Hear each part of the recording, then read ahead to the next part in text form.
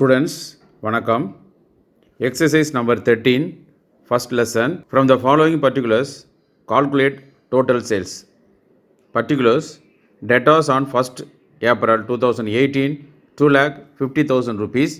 Bills receivable on 1st April 2018, 60,000 rupees. Cash received from debtors, 7,25,000. Cash received for bills receivable, 1,60,000 rupees. Bad debts, 30,000 rupees. Bills receivable dishonored, 15,000 rupees. Return inward, 50,000 rupees. Bills receivable on 31st March 2019, 90,000 rupees.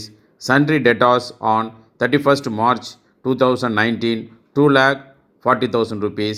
Cash sales, 3,15,000 rupees. இதில் வந்து என்ன பண்ணுறாங்கன்னா total sales கேட்குறாங்க. அதை நம்ம எப்படி போடுறதுன்னு இப்போ பார்க்கலாம். எங்களுடைய ரூப்ஸா டுட்டோரியல் யூடியூப் சேனலை சப்ஸ்கிரைப் செய்து பக்கத்தில் உள்ள பெல் ஐக்கானை கிளிக் செய்யவும். Students, lesson 1 exercise number 13. இந்த கணக்கில் என்ன கொடுத்துருக்காங்க அப்படின்னா கால்குலேட் டோட்டல் சேல்ஸ். டோட்டல் சேல்ஸை கண்டுபிடிக்க சொல்லியிருக்காங்க. டோட்டல் சேல்ஸுக்கு ஒரு ஃபார்முலா இருக்குது. Total sales is equal to cash sales plus credit sales. Cash sales வந்து கணக்கில் கொடுத்துருக்காங்க. Last transaction 3,15,000 rupees. 3,15,000 rupees. இப்போ நம்ம இந்த கிரெடிட் சேல்ஸ் தான் கண்டுபிடிக்க போகிறோம்.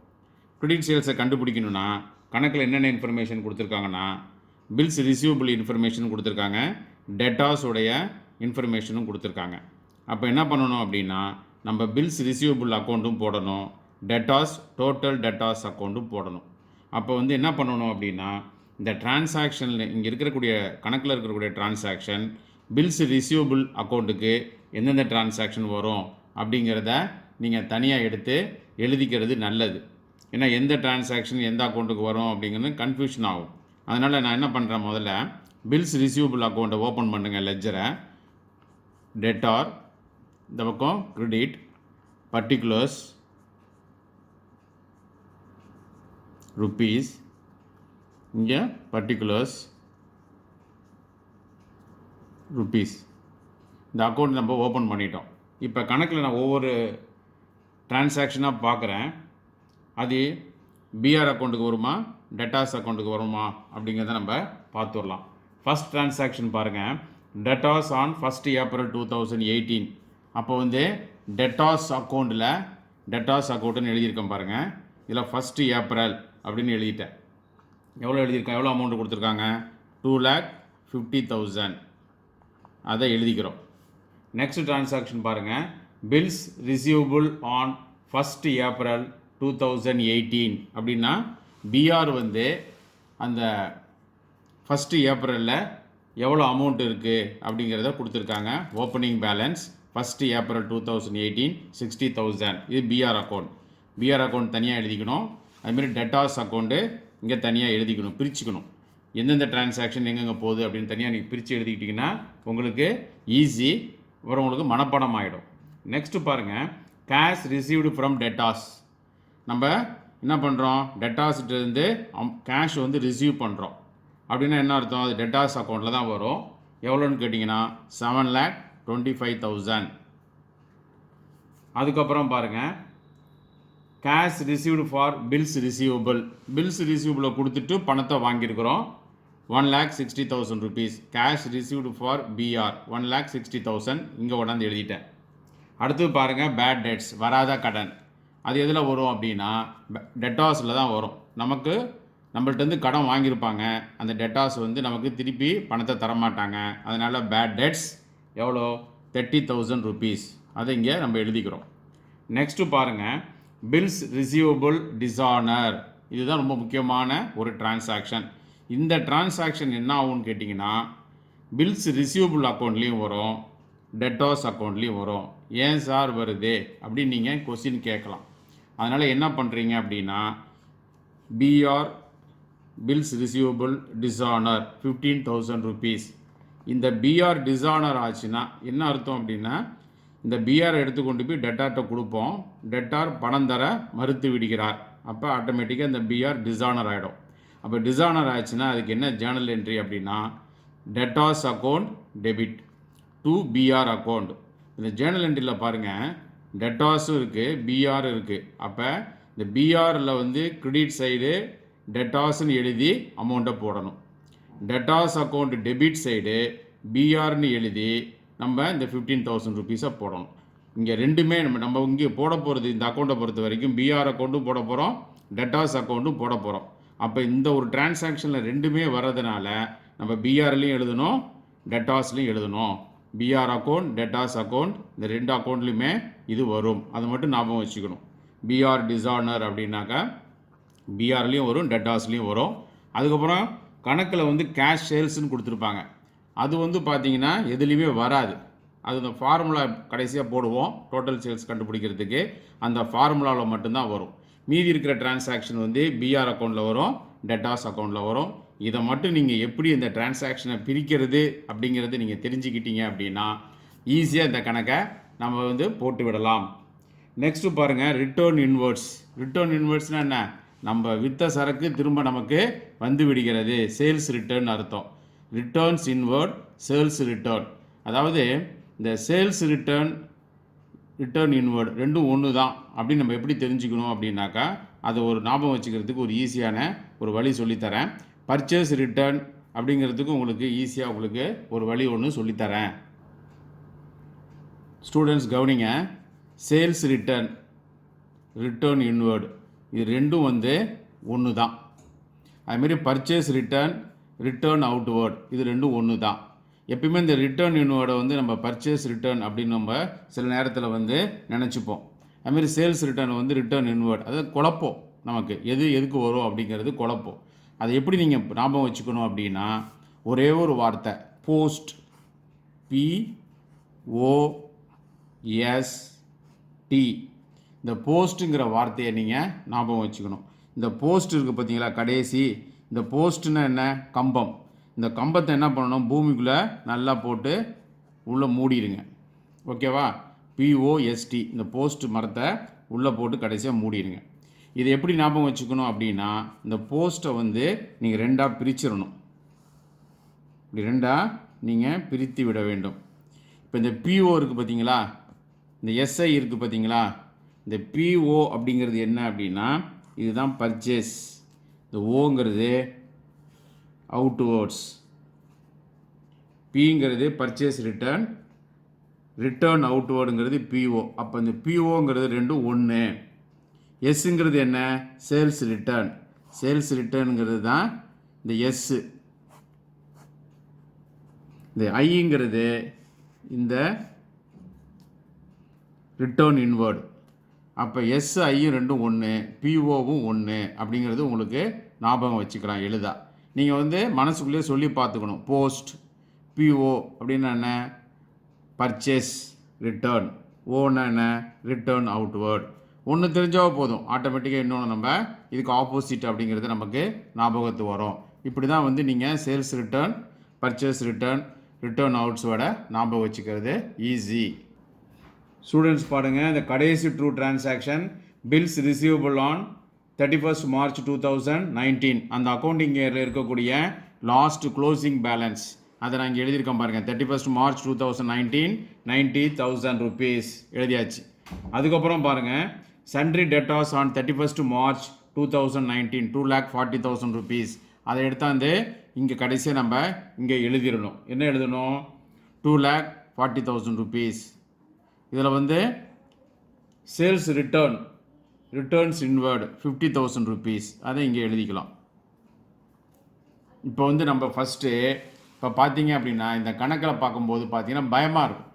நிறைய டிரான்சாக்ஷன் இருக்கும், எந்த டிரான்சாக்ஷன் எதில் வருது அப்படின்னு கன்ஃபியூஸ் ஆகணும். இப்போ இதேமாரி பிஆர், டெட்டாஸு ஒரே ஒரு டிரான்சாக்ஷன் வந்து அதாவது ரெண்டு அக்கௌண்ட்லேயும் வரும், பிஆர்லேயும் வரும், டெட்டார்லேயும் வரும். அப்படிங்கிறத நீங்கள் தெரிஞ்சுக்கிட்டீங்க அப்படின்னா நம்ம கணக்கு போடும்போது ஈஸியாக இருக்கும். இப்போ பாருங்கள், ஃபஸ்ட்டு வந்து பிஆர் அக்கௌண்ட் ஜேர்னல் வந்து நம்ம ஓப்பன் பண்ணிட்டோம். இப்போ வந்து பிஆருடைய 1st April 2018 60,000 rupees இருக்குது. இந்த பிஆருங்கிறது அசட்டா லைபிலிட்டியா? அசட்னா டெபிட் சைடு, லைபிலிட்டினா கிரெடிட் சைடு போட வேண்டும். பிஆர்னா என்ன? பில்ஸ் ரிசீவபிள் அப்படின்னா என்ன அர்த்தம்? கேஷ் வந்து ரிசீவ் பண்ணுறதுக்கு தகுதி உடையது இந்த பில். அப்போ பணம் வரும், நம்மளுடைய பணம் வெளியில் நிற்கிது, அந்த பணத்தை நமக்கு இந்த பிஆர் வந்து வாங்கி கொடுக்கும். அப்போ அசெட். அதனால் என்ன பண்ணணும், இந்த இடத்துக்கிட்ட டு பேலன்ஸ் அசெட்டுங்கிறதுனால நம்ம டெபிட் சைடு போடுறோம். D 60,000 rupees. ரெண்டாவது பாருங்கள், கேஷ் ரிசீவ்டு ஃபார் பிஆர் அப்படின்னு என்ன அர்த்தம்? இதுக்கு ஜர்னல் என்ட்ரி என்ன? கேஷ் ரிசீவ்டு, இந்த பிஆரை கொண்டு கொடுத்துட்டு பணம் வாங்கிட்டு வரோம், பணம் உள்ளே வருது. What comes in? Cash. Cash account debtor to PR account, கிரெடிட்னு அர்த்தம். அப்போ இந்த ஜர்னல் என்ட்ரி எப்படி எழுதுவீங்க? இந்த லெட்ஜரில் பிஆர் அக்கௌண்ட் கிரெடிட், அப்போ பிஆர் அக்கௌண்ட்டு கிரெடிட் சைடில் பை கேஷ் அக்கௌண்ட். எவ்வளோ அமௌண்ட்டு? 1,60,000 rupees. அடுத்தது பாருங்கள், 31st March 2019 90,000 க்ளோசிங் பேலன்ஸ். இங்கே ஓப்பனிங் பேலன்ஸ்னாவே இந்த பக்கம் க்ளோசிங் பேலன்ஸ். பை பேலன்ஸ் C/Dன்னு எழுதணும். 90,000 rupees. C/Dனா கேரி டவுன் அப்படின்னு அர்த்தம். இப்போ எந்த பக்கம் அதிகமாக இருக்குன்னு கூட்டணும். கிரெடிட் சைடு தான் அதிகமாக இருக்கும். இதை கூட்டி போட்டிங்க அப்படின்னா எவ்வளோ அமௌண்ட் வருதுன்னு இப்போ நம்ம பார்க்க போகிறோம். நான் ஏற்கனவே சொல்லியிருக்கிறேன், இந்த பிஆர் டிஸானர்டு, அதாவது இந்த பில்ஸ் ரிசீவபிள் டிஸானர் ஆனிச்சுன்னா பில்ஸ் ரிசீவபிள் அக்கௌண்ட்லேயும் வரும், டெபிட் டோட்டல் டெட்டாஸ் அக்கௌண்ட்லேயும் வரும்னு சொல்லியிருக்கிறேன். அதனால் என்ன பண்ணணும், இந்த பில்ஸ் ரிசீவபிள் டிஸானர் 15,000 rupees அப்படின்னா அதுக்கு என்ன journal entry? Debtors account debit to PR account. இதை எப்படி ஜர்னல் என்ட்ரியில் எழுதுவீங்க? இந்த ஜர்னல் என்ட்ரி எப்படி லெட்ஜரில் எழுதுவீங்க?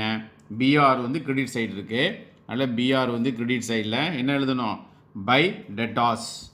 அப்போ பை டெட்டாஸ் அப்படின்னு அக்கௌண்ட்னு எழுதி 15,000 நம்ம இங்கே எழுதிடணும்.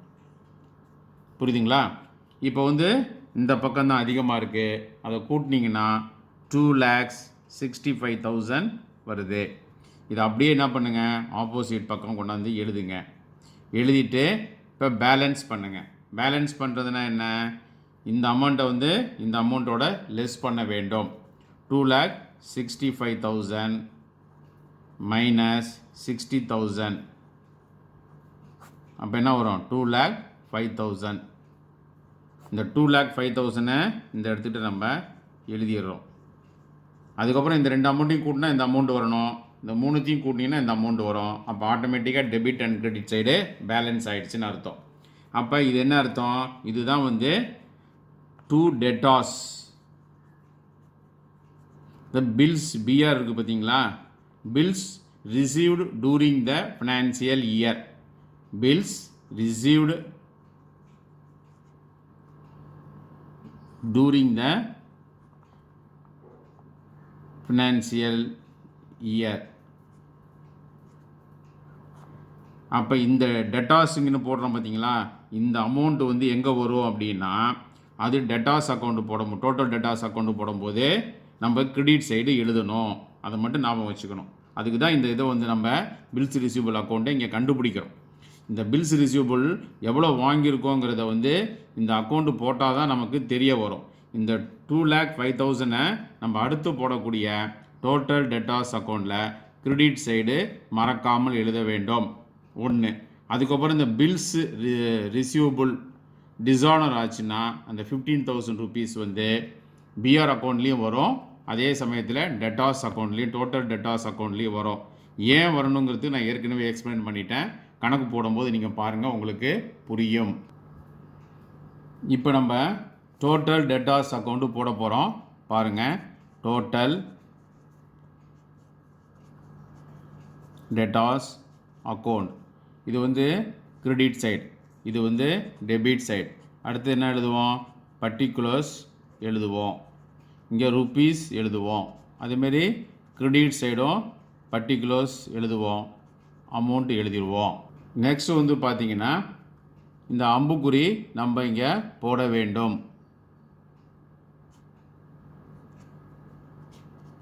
ஆனால் கணக்கில் வந்து எக்ஸாம்பிள் இந்த அம்புக்குறியெல்லாம் போடக்கூடாது. உங்களுக்கு இங்கே புரியறதுக்காக நான் போடுறேன். கணக்கில் வரக்கூடிய டிரான்சாக்ஷன் வந்து இந்த டெட்டாஸை இன்க்ரீஸ் பண்ணுற மாதிரி இருந்ததுன்னா டெபிட் சைடு. இந்த டிரான்சாக்ஷன் வந்து டெட்டாஸ் வந்து குறையிறாங்க அப்படின்னா நம்ம வந்து கிரெடிட் சைடு எழுதணும். அவ்வளோதான். இப்போ பாருங்கள், அந்த ஓப்பனிங் பேலன்ஸையும் க்ளோசிங் பேலன்ஸையும் அது அசட்டாக லைபிலிட்டியான்னு பார்த்துட்டு நம்ம வந்து என்ன பண்ணணும், அசட்டாக இருந்தால் டெபிட் சைடும், லைபிலிட்டியாக இருந்தால் கிரெடிட் சைடும் எழுதணும். அவ்வளோதான். இப்போ பாருங்கள், ஃபஸ்ட்டு ஏப்ரலில் எவ்வளோ இருக்குது balance? Opening balance debtors 2,50,000 rupees. டெட்டாஸ்னால் என்ன? நம்மக்கிட்ட இருந்து கடன் வாங்கியவன் பொருட்களை வந்து கடனாக வாங்கியிருக்கிறான். அவன் என்றைக்கு இருந்தாலும் பணத்தை நமக்கு கொடுக்க வேண்டியிருக்கு. நம்ம பணம் அவங்ககிட்ட இருக்குது. அப்போ அது ஒரு அசட். அசட்னா என்ன சொல்லியிருக்கிறேன்? டெபிட் சைடு எழுத வேண்டும். To balance b by d 2,50,000 rupees. First entry over. ரெண்டாவது பாருங்கள், cash received from debtors 7,25,000. Debtors ஏற்கனவே நிறைய பேர் இருக்காங்க, அவங்கள்ட்ட நமக்கு பணம் வந்துடுது. அப்போ ஆட்டோமேட்டிக்காக டெட்டாஸ் வந்து குறைந்து விடுவார்கள். அப்போ என்ன பண்ணணும்? Credit side by cash account. Suppose cash வாங்காமல் செக்காக வாங்கினா பை பேங்க் அப்படின்னு எழுதணும். 7,20,000 rupees. 3 பாருங்கள், பேட் டெட்ஸ். டெட்டாஸ் நமக்கு பணம் தரணும், அவன் தரமாட்டான் நமக்கு திட்டவட்டமாக தெரிஞ்சிருச்சு அப்படின்னா அது வராத கடன். ஆட்டோமேட்டிக்காக டெட்டாஸ் குறைந்து விடுகிறார்கள் பை பேட் டெட்ஸ்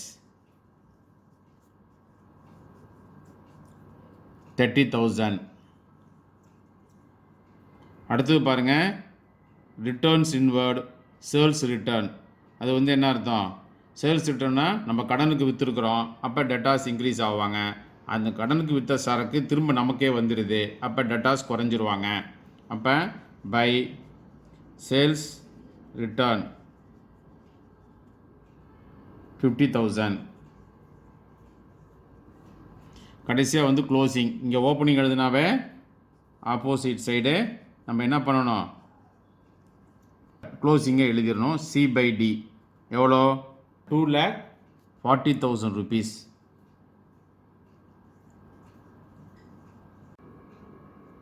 நான் ஏற்கனவே சொல்லியிருக்கிறேன், பில்ஸ் பிஆர் டிஸானர், அதாவது பில்ஸ் ரிசீவபிள் மறுக்கப்பட்டால் அதுக்கு என்ன ஜேர்னல் என்ட்ரி அப்படின்னா, debtors account debit to PR account. அதாவது பார்த்தீங்கன்னா இதுதான் ஜேர்னல் என்ட்ரி. அப்போ என்ன பண்ணணும்? இந்த ஜேர்னல் என்ட்ரியை வந்து டோட்டல் டெட்டாஸ் அக்கௌண்ட்டில் நம்ம எப்படி எழுதணும் அப்படின்னா, டெட்டாஸ் அக்கௌண்ட் டெபிட். அப்போனா debtors account debit side, debtors account debit side என்ன எழுதணும்? To PR account to bills receivable account அப்படின்னு சொல்லிட்டு 15,000 rupees இங்கே எழுதணும். இந்த பில்ஸ் ரிசீவபிள் டிஸானர் 2 அக்கௌண்ட்டில் வரும். அடுத்து பார்த்தீங்கன்னா இப்போ பேலன்ஸ் பண்ணணும். இவ்வளோ தான் டிரான்சாக்ஷன். இப்போ எந்த பக்கம் அதிகமாக இருக்குன்னு நீங்கள் பார்க்கணும். கிரெடிட் சைடு தான் அதிகமாக இருக்குது. இதை கூட்டணும். நீங்கள் இதை கூட்டினீங்கன்னா 12,50,000 rupees வருது. அதை அப்படியே பேலன்ஸ் பண்ணுறதுக்கு ஆப்போசிட்டில் 12,50,000 எழுதுங்க. இப்போ என்ன பண்ணணும்? இதோட இந்த 2 அமௌண்ட்டையும் கூட்டி இந்த அமௌண்ட்டோட கழிக்க வேண்டும். நான் எப்படி கழிக்கிறேன்னு பாருங்கள். 2,50,000 இது ரெண்டுத்தையும் கூட்டினா 265 மைனஸ் பண்ணணும். இந்த 2 அமௌண்ட்டை இந்த அமௌண்ட்டோட மைனஸ் பண்ணணும். மைனஸ் பண்ணால் 985 வரும். 9,85,000. அதை வந்து பேலன்ஸ் பண்ணக்கூடிய அமௌண்ட்டை இந்த இடத்துக்கிட்ட நம்ம எழுதணும். இப்போ பாருங்கள், இந்த 3 அமௌண்ட்டையும் கூட்டினா 12,50,000 வரும். இதை கூட்டினா 12,50,000 ஆகும். ரெண்டுத்தையும் பேலன்ஸ் பண்ணிட்டோம். இதுதான் என்ன அர்த்தம்? இதுதான் டு கிரெடிட் சேல்ஸ். இதுதான் கிரெடிட் சேல்ஸ். இப்போ வந்து நம்ம கிரெடிட் சேல்ஸ் கிடச்சிருச்சு. ஏற்கனவே கணக்கில் வந்து கேஷ் சேல்ஸ் கொடுத்துருக்காங்க 3,15,000 rupees. இப்போ வந்து நம்ம ஃபார்முலாவை அடாப்ட் பண்ணுறோம். ஃபார்முலாவை எப்படி அடாப்ட் பண்ணுறேன்னு இப்போ பாருங்கள். டோட்டல் சேல்ஸ் கேட்குறாங்க கணக்கில். Total sales is equal to cash sales plus credit sales. Cash sales வந்து கணக்கில் கொடுத்துருக்காங்க 3,15,000 ப்ளஸ் நம்ம கண்டுபிடிச்சிருக்கோம் பாருங்கள் கிரெடிட் சேல்ஸ் 9,85,000. இது ரெண்டுத்தையும் நீங்கள் கூட்ட வேண்டும். ரெண்டுத்தையும் கூட்டினீங்க அப்படின்னா உங்களுக்கு 13 lakhs வரும்.